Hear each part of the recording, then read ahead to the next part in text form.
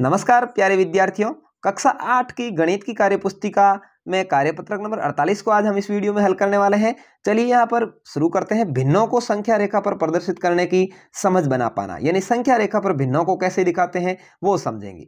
3/4 को संख्या रेखा पर इस प्रकार दर्शाते हैं। 3/4 को आपको समझाया, देखिए नीचे जो हर की संख्या 4 लिखी है, इसका मतलब 0 और 1 के बीच में 4 भाग करेंगे, 1 2 3 और ये हो गए 4, ठीक है ना। तो यहाँ पर 1 लिखा हुआ है, मतलब 4 भाग हो गए।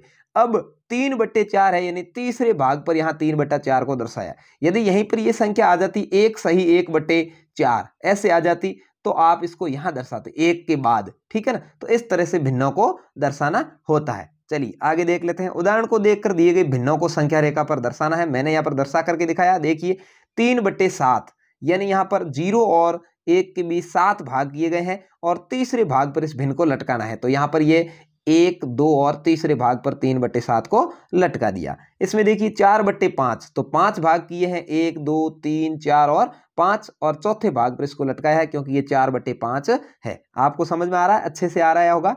चलिए 5/9, यानी कितने भाग करने हैं, 0 और 1 के बीच में 9 भाग किए और 5वें भाग पर इसको लटका दिया। तो इस तरह से संख्या रेखा पर भिन्नों को दर्शाते हैं, लटकाते हैं। दूसरा सवाल है, संख्या रेखा देखकर गोले में भिन्न संख्या लिखनी है। चलिए देख लेते हैं।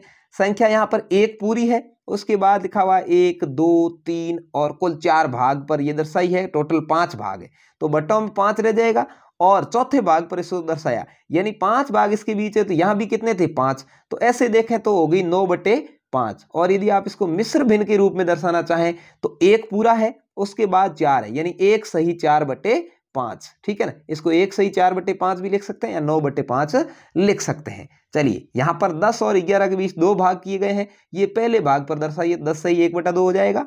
यहाँ 5 के बाद में 6 भाग किए हैं, 6 तक, ठीक है, और तीसरे भाग पर इसको लटकाया, यानी 5 सही 3/6। आपको आराम से दिख रहा होगा, बड़ा भी दिखा देता हूं, देख लीजिए।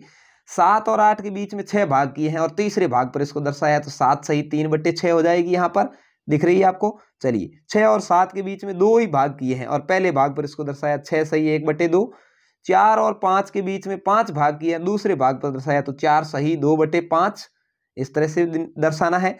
अगला है, देखिए 9 और 10 के बीच में 2 भाग किए हैं और पहले भाग पर दर्शाया, 9 सही 1/2।